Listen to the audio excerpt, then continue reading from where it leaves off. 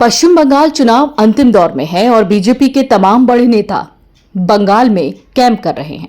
इसके बाद सम्राट कैबिनेट का कभी भी विस्तार हो जाएगा। इसके लिए भारतीय जनता पार्टी ने वर्कआउट कर लिया है।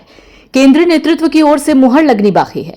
मुख्यमंत्री सम्राट चौधरी यूथ ब्रिगेड के बदौलत बिहार को आगे ले जाने की तैयारी में है। चुनाव अंतिम चरण में है। 29 अप्रैल को आखिरी दौर की वोटिंग है। चुनाव के बाद बिहार में मंत्रिमंडल का विस्तार होगा। मुख्यमंत्री सम्राट चौधरी की अगुवाई वाली सरकार में नए चेहरों को शामिल करने और जातीय सामाजिक संतुलन साधने की कवायद अंतिम दौर में है। राजनीतिक गलियारों में कई नाम चर्चा में हैं, जिन पर पार्टी नेतृत्व के स्तर पर मंथन चल रहा है।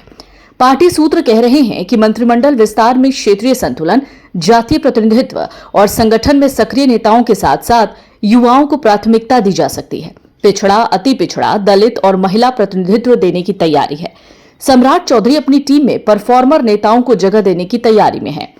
सम्राट चौधरी की टीम में कुछ ऐसे चेहरे हैं जिनको जगह मिलना तय माना जा रहा है। विजय सिन्हा, मंगल पांडे, दिलीप जायसवाल, रामकृपाल यादव, संजय सिंह टाइगर, सुरेंद्र प्रसाद मेहता, रमा निषाद, श्रेयसी सिंह और लखेंद्र पासवान और प्रमोद चंद्रवंशी का नाम तय माना जा रहा है।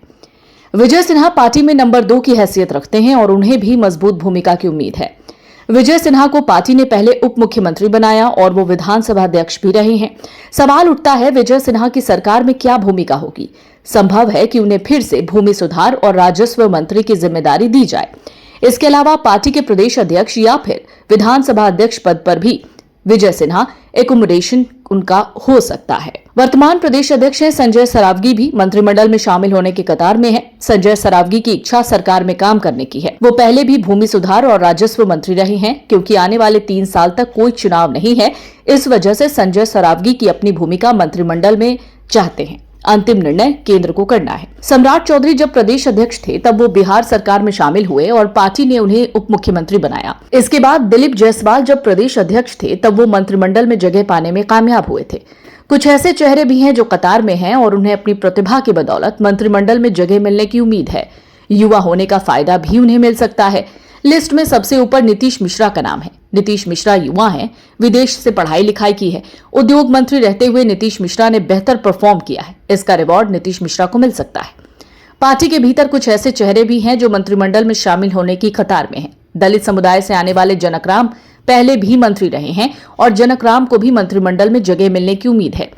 इसके अलावा पूर्व मंत्री नीरज बबलू भी मंत्रिमंडल में शामिल होने की इच्छा रखते हैं और कोसी इलाके से किसी नेता को अगर मंत्रिमंडल में शामिल किया जाता है तो नीरज बबलू को मौका मिल सकता है। इसके अलावा हरी सहनी भी मंत्री रहे हैं और हरी सहनी मंत्रिमंडल में शामिल होने की कतार में हैं।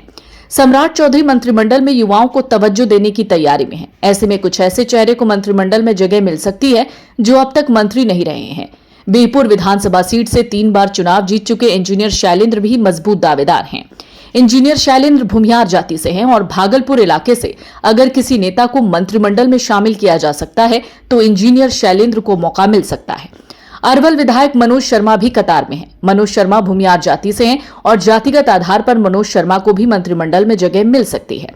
बीजेपी के वरिष्ठ नेता प्रेम रंजन पटेल का कहना है कि मंत्रिमंडल विस्तार मुख्यमंत्री का विशेष अधिकार होता है। मुख्यमंत्री सम्राट चौधरी जल्द ही मंत्रिमंडल का विस्तार कर लेंगे। हालांकि बिहार में विकास का काम बाधित नहीं होगा। Big dreams need the right foundation. At Vidya Vihar Residential School, holistic education goes beyond classrooms. World-class facilities, caring houses, nutritious food, advanced labs, vast playgrounds, and inspiring mentors come together to nurture every child.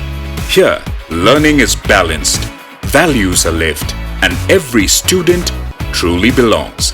Vidya Vihar Residential School, where learning transforms futures.